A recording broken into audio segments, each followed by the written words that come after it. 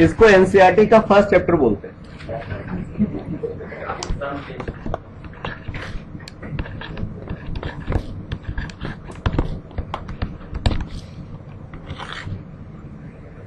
आपको ये तो नहीं लग रहा है ना आप फिजिक्स पढ़ रहे हो?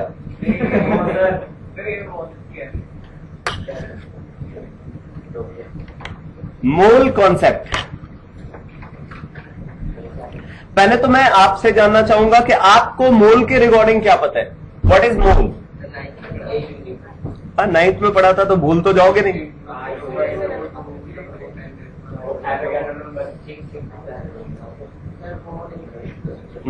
ये जिस तरीके से आप डिफाइन कर रहे हो उससे सब गोल मोल लग रहा है।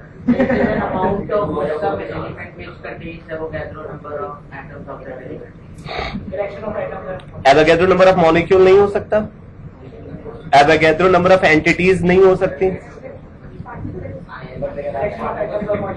अगर हम बोले 1 mole rupees, 1 mole rupees 6.023 into 10 to the power 23 rupees. अगर आपको 1 मोल रुपीज को 1 मिलियन रुपीज पर सेकेंड के रेट से कंज्यूम करना हो, 1 मोल रुपीज को 1 मिलियन रुपीज पर सेकेंड के रेट से कंज्यूम करना हो, एक सेकेंड में अगर आप 1 मिलियन रुपीज को खर्च करते हो तो 1 मोल रुपीज को कंज्यूम करने में कितना टाइम लगेगा?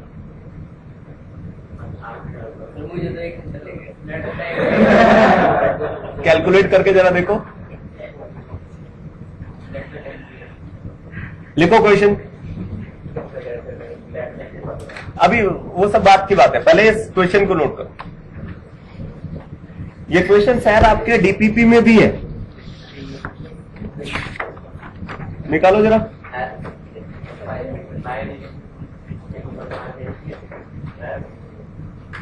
सिक्स्थ क्वेश्चन देखना, डीपीपी 1 का क्वेश्चन नंबर 6।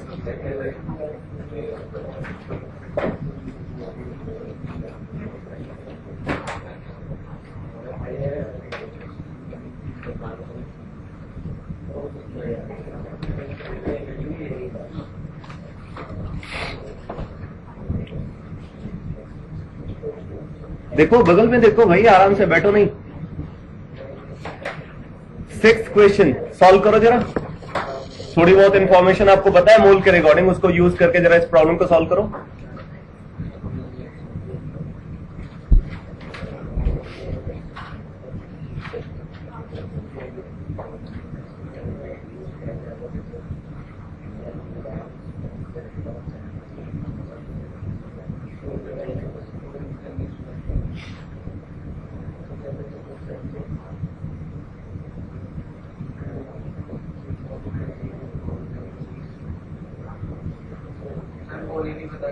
मोली गोल है।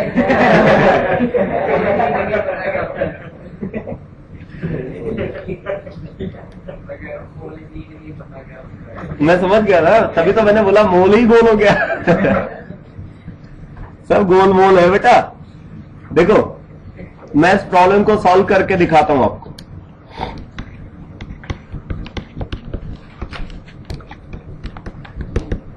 अभी कॉन्सेप्ट को तो बाद में डिफाइन करेंगे। देखो 1 मोल रुपीज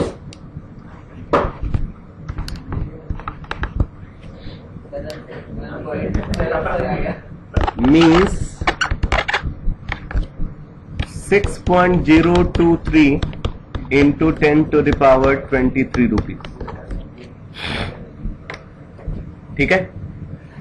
अब देखो यहां पे बोल रहा है कि इस अमाउंट को आपको कंज्यूम करना है, इसको खर्च करना है किस रेट से? 10 lakh rupees per second. 10 lakh rupees per second के रेट से आपको इसको कंज्यूम करना है। तो अब आप ये निकाल लो कि टाइम रिक्वायर्ड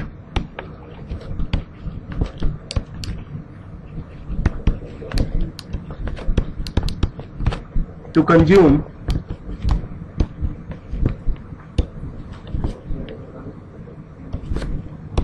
1 मोल रुपीज।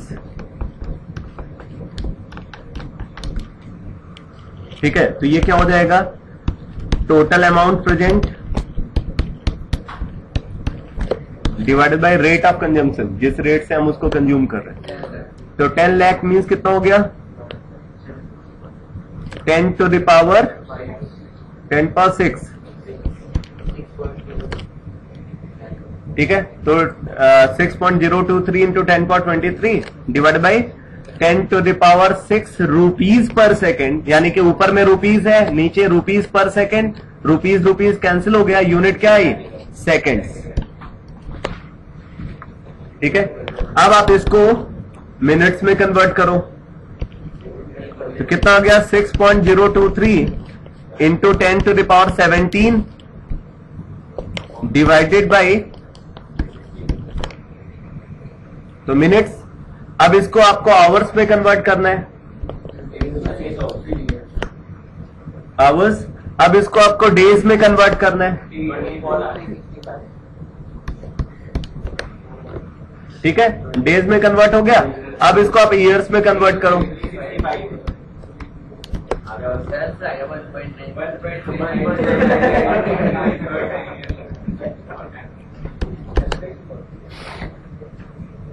ठीक है, इतने ईयर्स रिक्वायर्ड। नहीं, एकदम नहीं छोड़ सकते, फाइनल आंसर निकालना पड़ेगा, नहीं तो सब छूट जाएगा।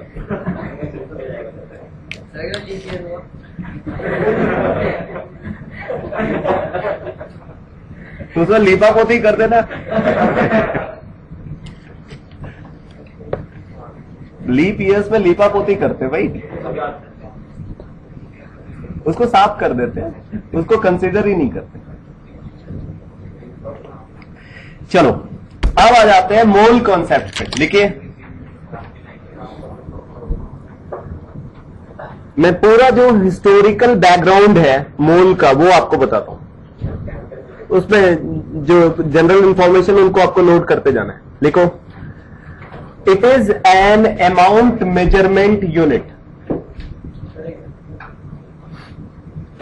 It is an amount measurement unit. ठीक है, मोल क्या है, it is an amount measurement unit. अब क्वेश्चन ये उठता है कि जब ये एक अमाउंट मेजरमेंट यूनिट है और ऑलरेडी हमारे पास बहुत सारी अमाउंट मेजरमेंट यूनिट्स अवेलेबल है, बड़ी से बड़ी और छोटी से छोटी, तो फिर हम एक नई यूनिट को क्यों क्रिएट कर रहे हैं? इसका जवाब नोट करो। With the help of this unit, with the help of this unit, quantitative measurement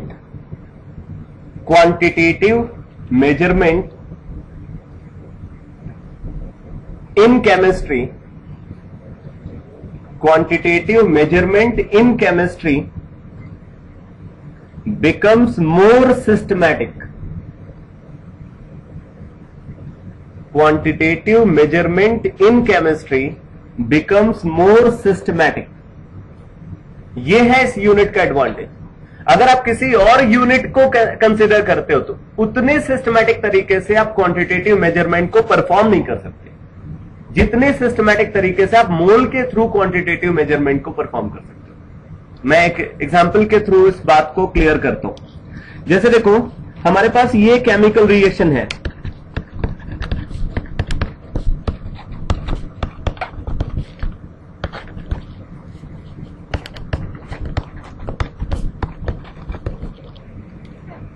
ये एक बैलेंस्ड केमिकल रिएक्शन है। ठीक है, बैलेंस्ड केमिकल रिएक्शन में रिएक्टेंट्स और प्रोडक्ट्स के साथ जो न्यूमेरिक कोफिशिएंट्स अपीयर होते हैं, those numeric coefficients are called stoichiometric coefficients. लिख लो, in balanced chemical reaction, in balanced chemical reaction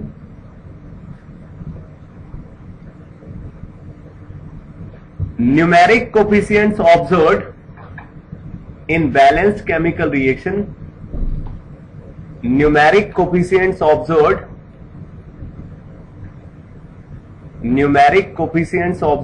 along with reactants and products along with reactants and products are called stoichiometric coefficients.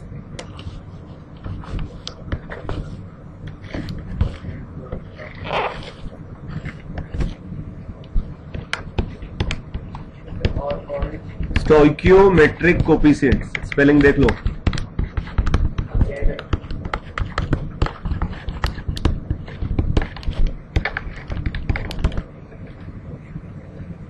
ठीक है, तो इस chemical reaction में nitrogen का stoichiometric coefficient क्या है 1, हाइड्रोजन का 3 और अमोनिया का 2। अब देखो, अगर हमें एक केमिकल रिएक्शन के अंदर क्वांटिटेटिव मेजरमेंट करना है और वो क्वांटिटेटिव मेजरमेंट स्टोइकियोमेट्रिक कोफिशिएंट के टर्म्स में परफॉर्म करना है, तो स्टोइकियोमेट्रिक कोफिशिएंट के टर्म्स में क्वांटिटेटिव मेजरमेंट तभी यूज हो सकता है, तभी परफॉर्म हो सकता है जब मोल यूनिट यूज होगी। मास की जो यूनिट्स है या वॉल्यूम की जो यूनिट्स है, उन यूनिट्स के टर्म्स में क्वांटिटेटिव मेजरमेंट नहीं हो सकता। ठीक है, आप नोट कर लो। Quantitative measurement in terms of stoichiometric coefficient, quantitative measurement in terms of stoichiometric coefficient, quantitative measurement in terms of stoichiometric coefficient is possible only when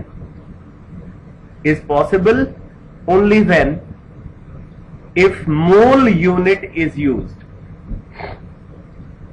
If mole unit is used, अगर आप मोल unit को use करते हो तभी stoichiometric comparison possible है। मास के terms में या वॉल्यूम के टर्म्स में ये पॉसिबल नहीं होता। अब जैसे देखो, आप ये नहीं लिख सकते कि 1 gram nitrogen combines with 3 gram of hydrogen to produce 2 gram of ammonia. ये 1, 3, 2 हमने क्यों सेलेक्ट किया? स्टोइकियोमेट्रिक कोफिशिएंट इनके 1, 3, 2 है। तो आप 1 ग्राम नाइट्रोजन को नहीं बोल सकते कि ये 3 ग्राम हाइड्रोजन से रिएक्ट करके 2 ग्राम अमोनिया बनाएंगे। अगर ऐसा लिखते हो तो ये एक लॉ का वायलेशन है, law of conservation of mass. अगर टोटल इनिशियल मास को आप देखो 4 ग्राम है और फाइनल मास कितना है 2 ग्राम, इसका मतलब मास को आपने डिस्ट्रॉय कर दिया। तो क्या आप मास को डिस्ट्रॉय कर सकते हो? नहीं कर सकते। ठीक है, तो ये law of conservation of mass का वायलेशन है। बट आप ये लिख सकते हो 1 mole of nitrogen combines with 3 mole of hydrogen to produce 2 mole of ammonia. ये सही है। 1 mole of hydrogen combines with 3 mole of hydrogen to produce 2 mole of ammonia. अब देखो जरा ये कैसे सही है। हमें एक बात पता है कि किसी भी एलिमेंट का 1 मोल या किसी भी कंपाउंड का 1 मोल को अगर हम कंसीडर करें तो वो 1 मोल उसके मॉलिक्यूलर मास इन ग्राम के इक्वल होता है। किसी भी एलिमेंट या कंपाउंड का 1 मोल उसके मॉलिक्यूलर मास इन ग्राम के इक्वल होता है। जैसे 1 मोल नाइट्रोजन आपने लिया, नाइट्रोजन का मॉलिक्यूलर मास कितना होता है 28। इसका मतलब कि 1 मोल नाइट्रोजन 28 ग्राम नाइट्रोजन के इक्वल होगा। ठीक है, हाइड्रोजन का मॉलिक्यूलर मास क्या है 2, मॉलिक्यूलर मास 2, एटॉमिक मास 1 है। क्लियर है? तो हाइड्रोजन का मॉलिक्यूलर मास है 2, 1 मोल हाइड्रोजन का मास कितना होगा 2 ग्राम, तो 3 मोल का कितना होगा 6 ग्राम।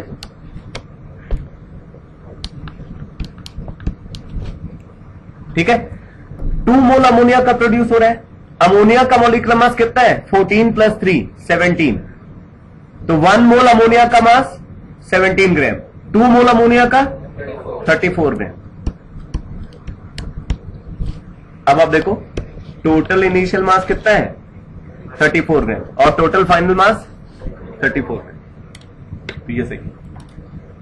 तो स्टोइकियोमेट्रिक कंपैरिजन अगर आपको करना है तो वो सिर्फ मोल के टर्म्स में पॉसिबल है, मास के टर्म्स में पॉसिबल नहीं है। इसीलिए हम इस यूनिट को यूज करते हैं। ठीक है, कोई अगर आपसे पूछे कि मोल क्या है तो आप बोलोगे ये एक अमाउंट मेजरमेंट यूनिट है। अब अगर आपसे वो पलट के ये क्वेश्चन पूछता है कि भाई अमाउंट मेजरमेंट यूनिट है, तो हम इस यूनिट को अलग से क्यों कंसीडर करते हैं, जबकि ऑलरेडी हमारे पास बहुत सारी यूनिट्स हैं अमाउंट मेजरमेंट के लिए। तो आप बोलोगे कि with the help of this unit quantitative measurement in chemistry becomes more systematic. समझे? अब बात आती है कि मोल टर्म कहां से आया। ठीक है, अब मोल का हिस्टोरिकल बैकग्राउंड मैं आपको बताने जा रहा हूं। लिखो, हिस्टोरिकल बैकग्राउंड ऑफ मोल।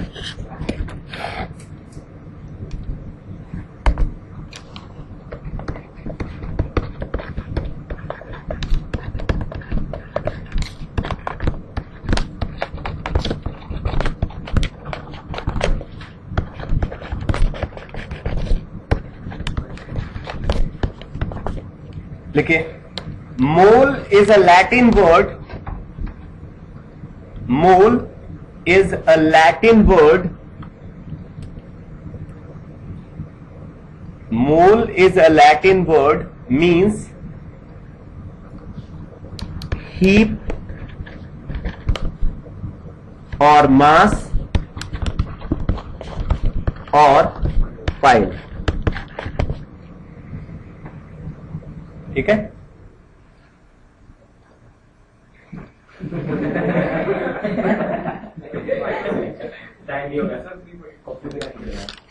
कोई नहीं, मैं आपको स्टोरी सुना देता हूं। मोल से ही रिलेटेड स्टोरी सुना रहा हूं आपको। मोल लैटिन वर्ड है, इसका मतलब क्या है? हीप और मास और पाइल। हीप का क्या मतलब होता है? ढेर, कलेक्शन ऑफ समथिंग। ठीक है, व्हीट ग्रेन्स को अगर आपने इकट्ठा करके रखा हुआ है, वो एक हीप बोला जाएगा। मींस ये एक लोकल टर्म था फॉर अमाउंट मेजरमेंट। लैटिन में ये एक लोकल अमाउंट मेजरमेंट यूनिट थी और इस यूनिट को स्टैंडर्ड बनाया एवोगैड्रो ने। The concept of mole was introduced by Italian chemist Amedeo Avogadro. ठीक है, the concept of mole was introduced by Italian chemist Amedeo Avogadro. अब मैं आपको बताऊं कि ये कॉन्सेप्ट कब एग्जिस्टेंस में आया। ये कॉन्सेप्ट एग्जिस्टेंस में आया 1813। 1813 में एवोगैड्रो ने इस कॉन्सेप्ट को इंट्रोड्यूस किया। वैसे पूरी तरीके से ये कॉन्सेप्ट एग्जिस्टेंस में आया इन 1826। एवोगैड्रो ने मोल का कॉन्सेप्ट पे जो है मतलब वर्क करना स्टार्ट किया और 1826 में प्रॉपरली इस कॉन्सेप्ट को एवोगैड्रो ने इंट्रोड्यूस किया। इस कॉन्सेप्ट को इंट्रोड्यूस करने से पहले एवोगैड्रो ने एक हाइपोथेसिस दिया जिसको हम एवोगैड्रोज हाइपोथेसिस बोलते हैं। वो हाइपोथेसिस एग्जिस्टेंस में आई इन 1813 और उसी का ये फॉर्म था मोल। ठीक है, तो एवोगैड्रोज हाइपोथेसिस के अकॉर्डिंग अगर आप देखो तो एवोगैड्रोज हाइपोथेसिस के अकॉर्डिंग बोलते हैं कि अगर हमारे पास डिफरेंट गैसेस हैं, उनको हमने सेम प्रेशर और टेम्परेचर पे रखा हुआ है, अगर डिफरेंट गैसेस को हम सेम प्रेशर और टेम्परेचर पे कंसीडर करते हैं और अगर गैसेस का वॉल्यूम इक्वल है तो उन गैसेस के नंबर ऑफ मॉलिक्यूल्स भी इक्वल होंगे। सोचो, हाइपोथेसिस बोलते हैं इसको। हाइपोथेसिस का मतलब क्या होता है? एक ऐसा स्टेटमेंट जो एक्सपेरिमेंटली वेरीफाइड नहीं है। कब एक स्टेटमेंट को हाइपोथेसिस बोलते हैं? Any statement which is stated without experimental fact is called hypothesis. ठीक है, तो एवोगैड्रो ने इस स्टेटमेंट को बिना किसी एक्सपेरिमेंट के बोला। मींस अपना इंटेलिजेंस के बेसिस पे इस स्टेटमेंट को एवोगैड्रो ने डिफाइन किया। एवोगैड्रो ने बोला कि भाई अगर हम 1 लीटर CO2 को कंसीडर करें और 1 लीटर हाइड्रोजन को कंसीडर करें, अगर दोनों के प्रेशर और टेम्परेचर इक्वल है, ठीक है, जिस प्रेशर और टेम्परेचर पे हमने कार्बन डाइऑक्साइड को रखा है, अगर उसी प्रेशर और टेम्परेचर पे हम हाइड्रोजन को कंसीडर करते हैं तो जितने मॉलिक्यूल CO2 के होंगे उतने ही मॉलिक्यूल हाइड्रोजन के भी होंगे। ठीक है, तो इस स्टेटमेंट को हम एवोगैड्रोज हाइपोथेसिस बोलते हैं। आगे चल करके एवोगैड्रो ने एक और टर्म को डिफाइन किया कि अगर उनके मॉलिक्यूल्स इक्वल है तो उनके मोल्स भी इक्वल होंगे। ठीक है, तो अगर आप कोई भी दो गैस को कंसीडर करो, उनका वॉल्यूम इक्वल है प्रेशर और टेम्परेचर इक्वल है तो उनके नंबर ऑफ मोल्स इक्वल होंगे। इस स्टेटमेंट को हम एवोगैड्रोस हाइपोथेसिस बोलते हैं। और आपको बता दूं कि इसके बेसिस पे, इसी स्टेटमेंट के बेसिस पे आगे चल करके यह नंबर एग्जिस्टेंस में आया जिसको हम एवोगैड्रो नंबर बोलते हैं। आज की डेट में अगर कहीं मोल की बात होती है तो आप सीधे बोल देते हो कि 1 मोल मीन्स एवोगैड्रो नंबर। बाकी कुछ और ना पता हो, बट ये जरूर पता होता है 1 mole is equal to Avogadro. इतना बड़ा नंबर आप काउंट कर सकते हो, इतना बड़ा नंबर जिसको हम एक जिंदगी में काउंट नहीं कर सकते। सिर्फ अगर हमें सिर्फ काउंटिंग करनी हो तो ये इतना बड़ा नंबर है जिसको काउंट नहीं किया जा सकता। और इतने बड़े नंबर को एवोगैड्रो ने सिर्फ अपने इंटेलिजेंस के बेसिस पे बोल दिया। कितनी बड़ी बात थी। अब सोचो कि जब ये स्टेटमेंट एग्जिस्टेंस में आया, जब एवोगैड्रो ने सारे कॉन्सेप्ट को डिफाइन किया, उस टाइम पे जो केमिकल कम्युनिटी थी, जो केमिस्ट्री की दुनिया जो जिसको हम बोलते हैं, उसको कौन रूल कर रहा था? उसको रूल कर रहा था डाल्टन, जॉन डाल्टन, जिन्होंने डाल्टन से एटॉमिक थ्योरी दी। ठीक है, डाल्टन ने जब इस स्टेटमेंट को सुना तो डाल्टन ने सीधे इस स्टेटमेंट को रिजेक्ट कर दिया। डाल्टन ने बोला कि मैं इस स्टेटमेंट को एक्सेप्ट ही नहीं करूंगा, बिकॉज इस स्टेटमेंट का जो वेरिफिकेशन है, ठीक है, वो एक्सपेरिमेंटली प्रूफ नहीं है। मींस ये स्टेटमेंट एक्सपेरिमेंटली वेरीफाइड नहीं है, इस वजह से मैं इस स्टेटमेंट को एक्सेप्ट नहीं करता। और इसका रिजल्ट क्या हुआ? इसका रिजल्ट ये हुआ कि एवोगैड्रोस हाइपोथेसिस को किसी भी साइंटिस्ट ने उस मोमेंट पे एक्सेप्ट नहीं किया। 1826 में एवोगैड्रोस हाइपोथेसिस यानी कि कॉन्सेप्ट ऑफ मोल इंट्रोड्यूस हुआ। 1826 में किसी भी केमिस्ट ने इस कॉन्सेप्ट को एक्सेप्ट नहीं किया, बिकॉज डाल्टन ने रिजेक्ट कर दिया थियरी को। और आपको पता होना चाहिए कि डाल्टन एटॉमिक थियरी एक ऐसी थियरी है जो खुद एक्सपेरिमेंटली वेरीफाइड नहीं है। उसको डाल्टन हाइपोथेसिस बोलते हैं। ठीक है, बट डाल्टन ने क्योंकि बोला था, इस वजह से लोगों ने एक्सेप्ट किया। सबको यह लगता था कि भाई डाल्टन तो बड़े इंटेलिजेंट है, डाल्टन जो बोलेंगे वो सही बोलेंगे। अब मैं आपको बता दूं कि एग्जैक्टली 50 इयर्स बाद एक एक्सपेरिमेंट परफॉर्म हुआ इन 1876। एक एक्सपेरिमेंट परफॉर्म हुआ और उस एक्सपेरिमेंट के कंक्लूजन क्या थे? उस एक्सपेरिमेंट के conclusion word by word Avogadro's hypothesis के सपोर्ट में थे। उस एक्सपेरिमेंट को परफॉर्म किया लॉक सिमिट ने, एक साइंटिस्ट थे लॉक सिमिट। उन्होंने उस एक्सपेरिमेंट को परफॉर्म किया और उस एक्सपेरिमेंट के कंक्लूजन में उन्होंने देखा कि एवोगैड्रोस हाइपोथेसिस एकदम सही है। एक एक वर्ड जो एवोगैड्रोस हाइपोथेसिस में बोले गए हैं वो सही है, वो एक्सपेरिमेंटली वेरीफाइड। एवोगैड्रो ने उस नंबर को तो नहीं डिफाइन किया था, बट उस नंबर का एक बैकग्राउंड दे दिया था, एक प्लेटफॉर्म दे दिया था। बाद में वो नंबर कैलकुलेट हुआ एक्सपेरिमेंटली। ठीक है, तो क्योंकि एवोगैड्रो ने इतना बड़ा काम किया था, इसलिए एवोगैड्रो के ऑनर में उस नंबर को हम एवोगैड्रो नंबर बोलते हैं।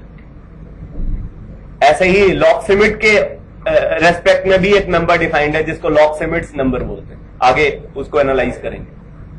अब मैं आपको यह भी बता दूं कि डाल्टन्स एटॉमिक थियरी आई और चली गई।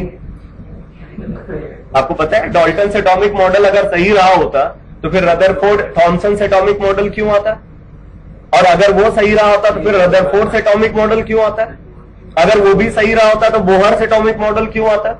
अगर वो भी सही रहा होता तो सोमरफील्ड एटॉमिक मॉडल क्यों आता? और अगर वो भी सही रहा होता तो वेव मैकेनिकल मॉडल क्यों आता? ये सारे एटॉमिक मॉडल एक के बाद एग्जिस्टेंस में आए, एक के बाद एक। लेटेस्ट एटॉमिक मॉडल हम किसको बोलते हैं? वेव मैकेनिकल मॉडल को बोलते हैं। ठीक है, तो डाल्टन्स एटॉमिक थियरी फेल कर गई, बट एवोगैड्रोस हाइपोथेसिस आज भी सही है, और इतना सही है कि आज की डेट में हम उसको एवोगैड्रोस लॉ बोलते हैं। अब वो हाइपोथेसिस नहीं है, वो लॉ है, वो एक रूल है जिसको हम एग्जैक्टली फॉलो करते हैं केमिस्ट्री। ठीक है, तो बाकी जो एनालिसिस है उसको नेक्स्ट क्लास में देखेंगे।